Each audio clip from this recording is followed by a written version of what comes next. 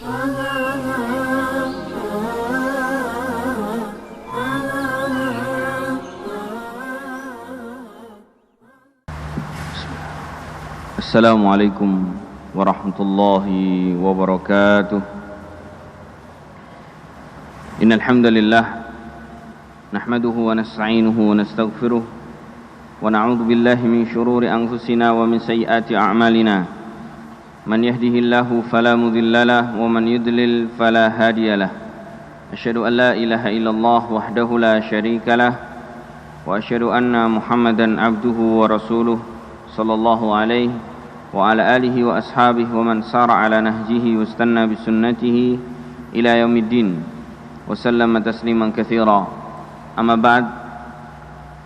Ma'asyiral muslimin, Bapak dan Ibu yang dimuliakan oleh Allah Subhanahu wa taala, di kesempatan siang hari ini kita bersyukur kepada Allah Subhanahu wa taala. Kita masih diberikan nikmat oleh Allah Jalla Jalaluh, nikmat yang begitu besar, yaitu nikmat kita diberikan iman dan Islam, serta diberikan oleh Allah Jalla Jalaluh at-taufik, kemudahan, bantuan darinya untuk kita senantiasa taat kepada Allah Subhanahu wa taala. Dan tentu kita juga bersyukur karena saat ini kita sedang berada di salah satu tempat terbaik di atas muka bumi Allah Jalla Jalaluh, yaitu khairu buq'atin fil ardi masajiduha. Sebaik-baik tempat di atas muka bumi adalah masjid-masjidnya. Dan ini tentunya kita harus senantiasa syukuri, karena banyak di antara kaum muslimin, saudara-saudara kita yang saat ini tidak diberikan nikmat sebagaimana kita. Oleh karena itu, marilah pada kesempatan siang hari ini, di antara bentuk rasa syukur kita kepada Allah, kita akan mendengarkan beberapa nasihat dari para ulama kita, yang ini merupakan wasiat dari Nabi kita sallallahu alaihi wasallam untuk senantiasa menuntut ilmu di jalan Allah Subhanahu wa taala, agar apa yang kemudian kita lakukan dari berbagai macam ibadah kepada Allah itu betul-betul kita isi dengan ilmu. Sebagaimana Al-Imam Ibnu Qayyim ketika menasihatkan pada murid-muridnya untuk mereka senantiasa mendasari seluruh amalan-amalan ibadah kepada Allah dengan ilmu agama, sehingga beliau menyebutkan sebuah definisi yang itu menunjukkan bahwasannya segala perkara dalam kehidupan kita harus didasari dengan ilmu. Kata beliau ketika beliau mendefinisikan sebuah takwa, an ta'mala bi ta'atillah ala nuri minallah tarju thawaballah. Kalau kita ingin bertakwa kepada Allah, maka beramallah sebuah amalan ibadah yang didasari dengan ala nuri minallah. Dasarnya adalah ilmu. Ya, tarju thawaballah. Yang demikian itu tentunya kita mengharap pahala dari Allah Subhanahu wa taala. Itu artinya ketika kita mau sholat, kita harus tahu tentang hukum-hukum persoalan tentang sholat. Kita mau puasa pun demikian, kita harus tahu tentang fikih puasa. Bahkan kita mau menikah pun kita harus tahu bagaimana hukum-hukum, kewajiban dan hak-hak atas seluruh perkara-perkara dalam sebuah pernikahan. Oleh karena itu, beliau Imam Ibnu Qayyim juga melanjutkan bahwa dalam meninggalkan sesuatu pun demikian. Bukan hanya ketika kita saat mau melakukan sesuatu, tetapi sebelum kita meninggalkan sesuatu yang kita yakini itu adalah merupakan bagian dari ibadah kita kepada Allah, seperti kita meninggalkan khamr, kita meninggalkan riba, kita meninggalkan perkara-perkara maksiat, itu pun harus didasari dengan ilmu. Karena kalau tidak dengan ilmu, kita tidak tahu mana yang memang diperintahkan untuk kita tinggalkan. Oleh karena itu terkadang kita bingung, terkadang kita melihat masyarakat yang setiap hari Jumat mendengar wasiat dari khotib untuk senantiasa mengerjakan apa yang dikerjakan, yang harus dikerjakan oleh seorang mukmin, dan apa yang harus ditinggalkan. Tetapi banyak kita lihat kaum muslimin hari ini masih melanggar aturan-aturan agama Allah. Kenapa? Karena mereka tidak mendasari hidup mereka dengan ilmu. Maka dari itu, ikhwani fiddin, Bapak dan Ibu yang dimuliakan oleh Allah Subhanahu wa taala, mungkin di bulan Ramadan ini kita akan beberapa kali bertemu dalam pengajian ba'da zuhur, dan saya kebetulan diamanahi oleh panitia untuk mengambil judul yang berkaitan dengan pendidikan anak. Saya yakin semua yang duduk di tempat ini, baik itu bapak-bapak maupun yang di belakang ibu-ibu, semua kita pasti mengidamkan anak keturunan. Bahkan tidaklah sebuah pernikahan kecuali memang tujuannya untuk memiliki anak. Para ulama kita ketika menafsirkan, di antaranya Al-Imam At-Tabari, ketika menafsirkan wa ja'ala bainakum mawaddatan wa rahmah, dan Allah menjadikan dalam sebuah pernikahan antara dua sujoli laki-laki dan perempuan yang kemudian menjalin hubungan pernikahan, Allah akan jadikan mawaddatan wa rahmah. Mawaddah itu para ulama menafsirkan maknanya adalah al-jima', hubungan suami istri. Maka siapapun yang hari ini memiliki ikatan pernikahan namun kemudian tidak sehat dalam masalah jima', maka hakikatnya dia tidak mendapatkan mawaddah. Kemudian yang kedua, warahmah, para ulama menafsirkan adalah anak keturunan.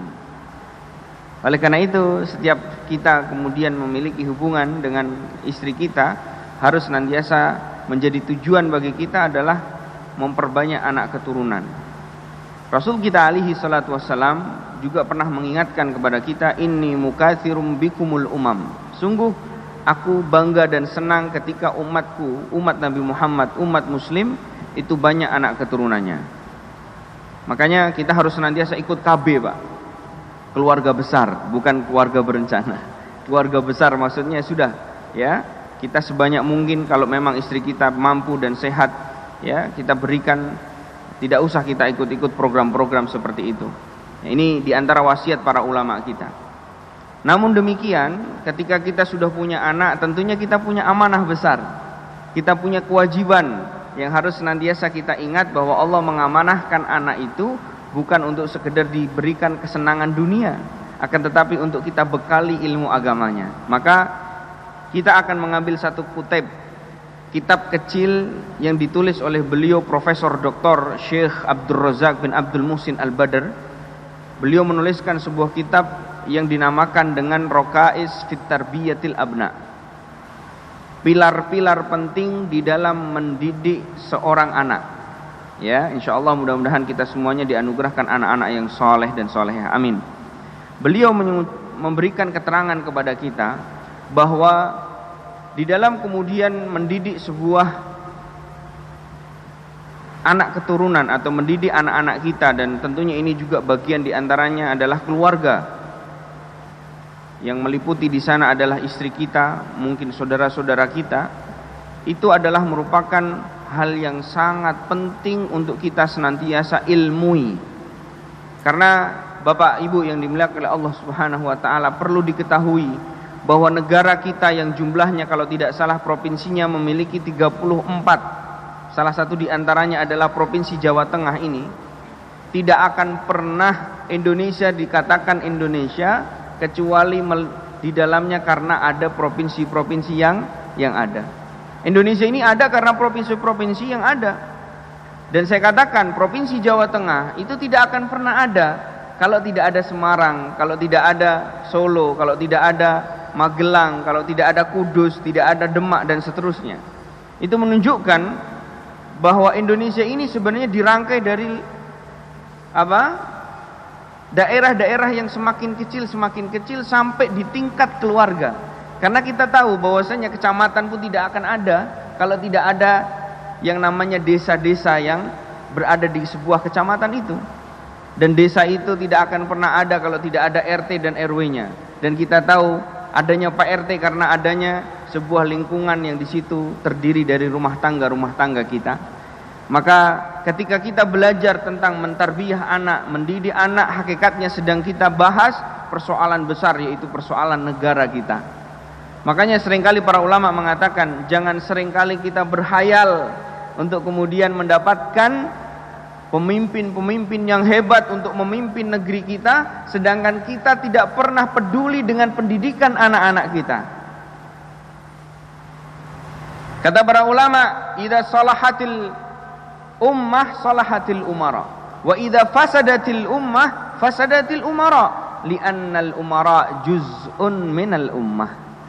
Kata para ulama kita, yang namanya baiknya sebuah masyarakat, anak-anak terdidik oleh ayah dan ibundanya, anak-anak kita terdidik dari sebuah pendidikan yang mengajarkan tentang arti kejujuran, tentang dedikasi yang baik dalam bekerja.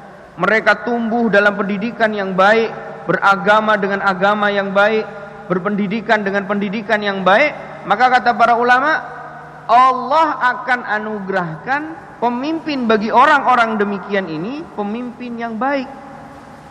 Namun sebaliknya, apabila masyarakat kita, anak-anak kita terlantar tidak pernah dididik, anak-anak kita tidak mendapatkan pendidikan yang layak, dan juga tidak kita pedulikan dedikasi mereka dalam kemudian berakhlak, dan juga kita tidak memperdulikan tentang kejujuran mereka dengan lisan mereka, dengan akhlak mereka, perbuatan mereka, maka kemudian kata para ulama, orang yang kemudian mendapati masyarakat yang buruk itu, pasti masyarakat yang buruk itu akan Allah anugerahkan pemimpin-pemimpin yang buruk. Kenapa kok seperti itu? Kok pemimpin itu seakan-akan menyalahkan rakyat? Seakan-akan para ulama mengingatkan kepada rakyat, kalau kamu pengen punya pemimpin yang baik, ayo sama-sama kita didik masyarakat kita, masyarakat yang baik. Kenapa? Li'annal umara juz'un minal ummah. Karena pemimpin kita yang jumlahnya enggak seberapa itu adalah bagian segelintir dari dulunya adalah masyarakat biasa. Maka inilah yang mendorong para ulama kita terkadang menulis nasihat-nasihat tentang pendidikan anak-anak. Dan beliau Syekh Abdul Razak bin Abdul Muhsin Al-Badr, saya akan sebutkan insyaallah di siang hari ini hanya 2 poin. Poin yang pertama, karena ada 10 poin nanti.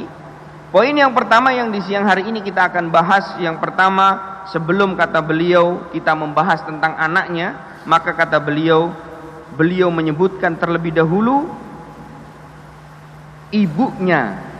Jadi kata beliau, di dalam rangkaian aturan pilar-pilar penting dalam mendidik anak itu, yang perlu diperhatikan oleh sang suami adalah apa?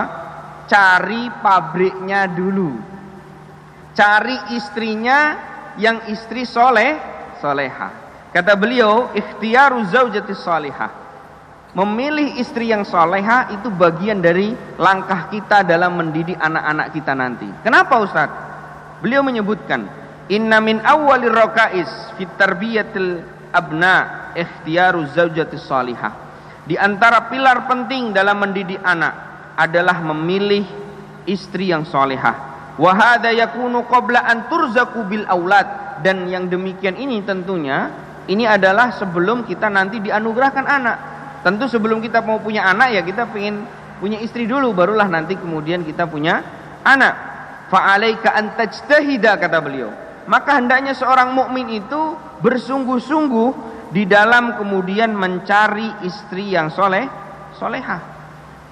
Ma'rufin bistiqamatin wassalahi wattaqwa.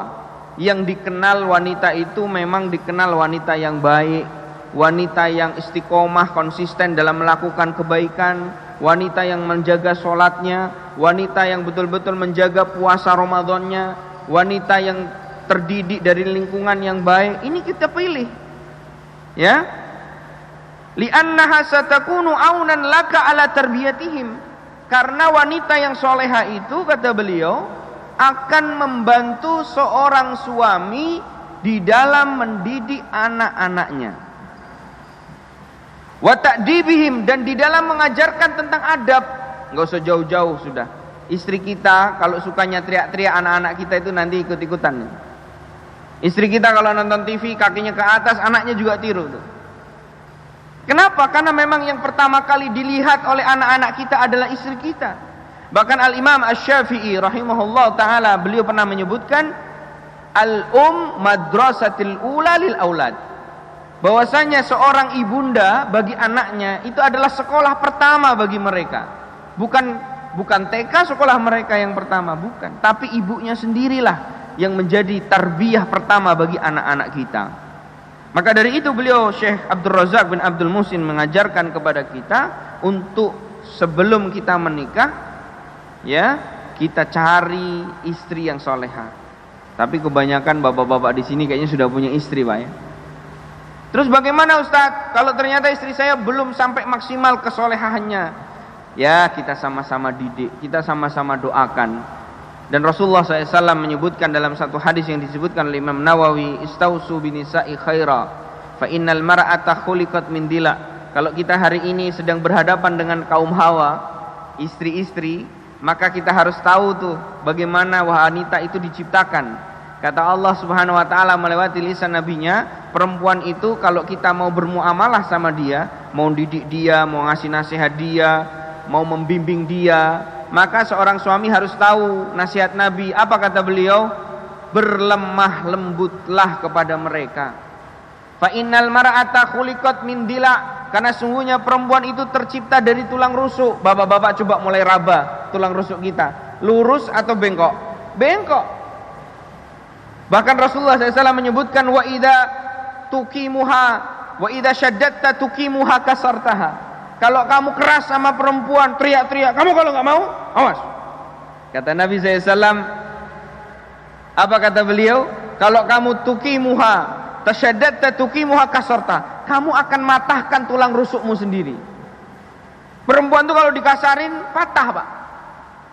Tetapi anehnya, wa idza taraktaha lam yazal a'waj. Tapi perempuan nih kalau dibiarkan, nggak dididik, nggak dinasehati, nggak dibimbing, dia akan terus bengkok.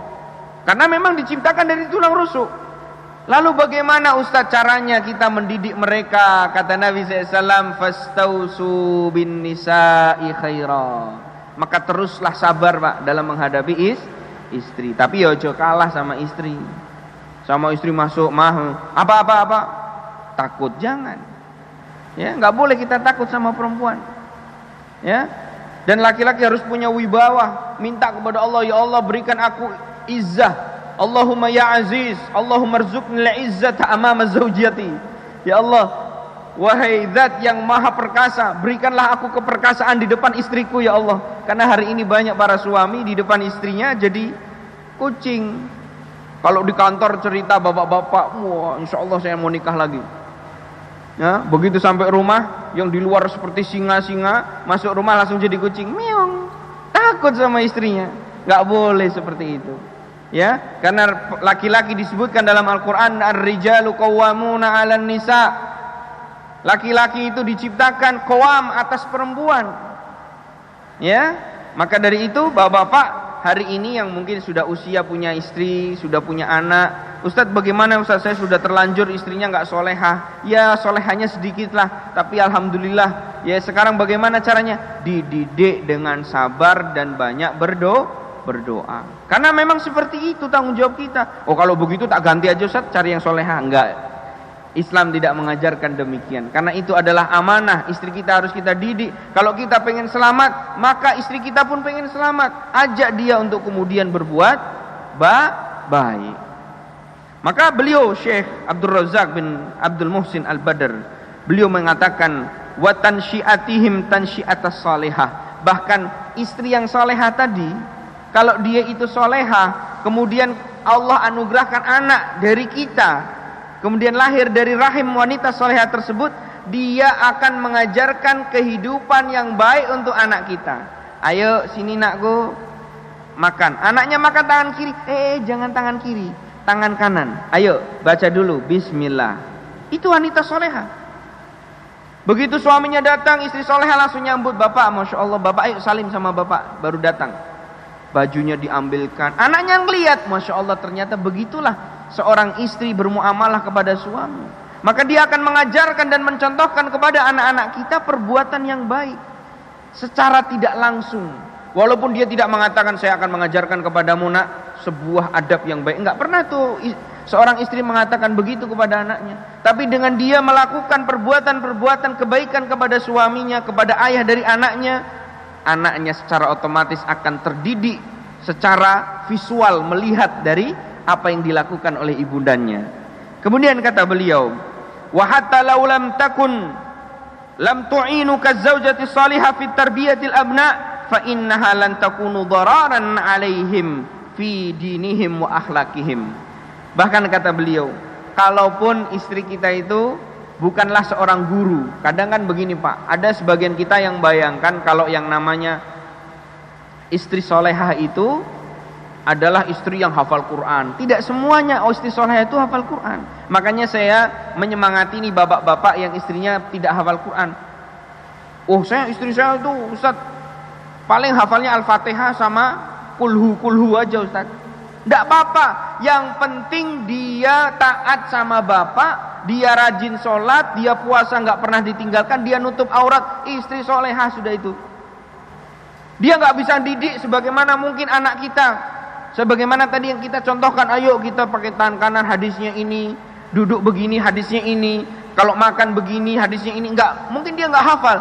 Tetapi kata beliau, kalaupun istri soleha itu bukanlah seorang guru, minimalnya dia kalau soleha itu tidak menjadi mudarat bagi anak kita. Ya tadi yang saya contohkan, minimalnya dia nggak mengajarkan duduk yang buruk, minimalnya dia tidak mengajarkan kata-kata yang kasar, kan begitu. Nah, beliau Syekh Fauzan atau Syekh Abdul Razak bin Abdul Muhsin Al-Badar, walihada ja'a hattu min Nabi alaihi salatu wassalam. Oleh karena itu datang nasihat dari Nabi kita Muhammad sallallahu alaihi wasallam untuk seorang laki-laki itu memilih istri yang solehah. Dalam hadis yang disebutkan oleh Imam Bukhari dan juga Imam Muslim, ya, di sini disebutkan bahwasanya Rasulullah SAW itu menyebutkan begini, tunkahul mar'atu li arba'ah. Wanita itu dinikahi karena 4 hal. Yang pertama, lima liha, karena wanita itu banyak fulusnya, orang kaya. Wali hasabiha, karena nasabnya yang baik, keturunannya baik. Wali jamaliha, dan karena mungkin kecantikan dan paras wajahnya. Wali diniha, atau terkadang wanita itu dipilih untuk dinikahi seorang laki-laki karena agamanya. Lalu Nabi Muhammad SAW menasihatkan, fatfar bidzatid din taribat yadak. Oleh karena itu, siapapun hari ini yang bercita-cita bahagia dunia dan akhirat, siapapun yang hari ini bercita-cita untuk memiliki anak-anak yang baik, maka carilah wanita yang memiliki agama. Nah, maka dari itu Bapak dan Ibu yang dimuliakan oleh Allah Subhanahu wa taala, ini adalah poin yang pertama yang disampaikan oleh beliau Syekh Abdul Razak bin Abdul Muhsin Al-Badar. Poin yang kedua, kata beliau, wa inna min ahammi hadhir raqais. Ini yang terakhir Pak ya. Dan di antara poin pilar-pilar penting yang harus nantiasa kita ketahui di dalam mendidik anak, ya, setelah tadi kita cari istri yang solehah, yang kedua ini adalah ad-du'a li abnaihi, yaitu jangan lupa bapak dan ibu mendoakan anak-anaknya.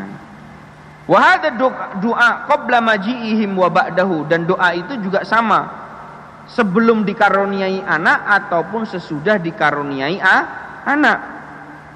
Fayad'ul walidan an yarzuqahumullah ad-dzurriyyata shalihah. Oleh karena itu seorang ibu dan seorang ayah, ya, sebelum diberi ataupun sesudah terus berdoa kepada Allah untuk anaknya itu diberikan anak yang soleh dan solehah. Sebagaimana kata beliau, Allah kisahkan orang-orang hebat dalam Al-Quran ketika mereka berdoa kepada Allah. Salah satu di antaranya doanya Nabi Ibrahim. Kata Allah Subhanahu wa taala, Rabbi habli minas salihin. Nabi Ibrahim terus mengangkat tangannya, ya Allah anugerahkan kami anak yang soleh. Kemudian disebutkan dalam ayat yang lainnya, Rabbi ja'alni muqimas shalah wa min dzurriyyati Rabbana wa taqabbal du'a. Ini doanya Nabi Ibrahim. Belum lagi doanya Nabi Zakaria. Hunalika da'a Zakaria rabbah, qala rabbi habli min ladunka dzurriyyatan thayyibah. Ya, innaka sami'ud du'a. Ini adalah doa yang diajarkan oleh Allah Subhanahu wa taala bagi siapapun yang hari ini statusnya sebagai calon ayah maupun sudah menjadi ayah. Maka mudah-mudahan dua poin ini insyaallah taala menjadi bekal bagi kita, karena waktunya sudah 12:30. Tadi saya sudah diperingatkan poin 12:30 selesai Ustaz. Insyaallah ya, di lain kesempatan kita akan lanjutkan poin berikutnya, apa yang disampaikan oleh beliau Syekh Abdul Razak bin Abdul Muhsin Al-Badar. Mudah-mudahan apa yang kita pelajari, ya, sedikit dari apa yang disampaikan oleh para ulama dan juga tentunya kita mendengarkan ayat-ayat Allah dan hadis-hadis Rasulullah ini bermanfaat bagi kita semuanya. Amin amin ya rabbal alamin. Kita akhiri dengan doa kafaratul majlis. Subhanakallahumma bihamdika asyhadu an la ilaha illa anta astaghfiruka wa atubu ilaik. Assalamualaikum warahmatullahi wabarakatuh.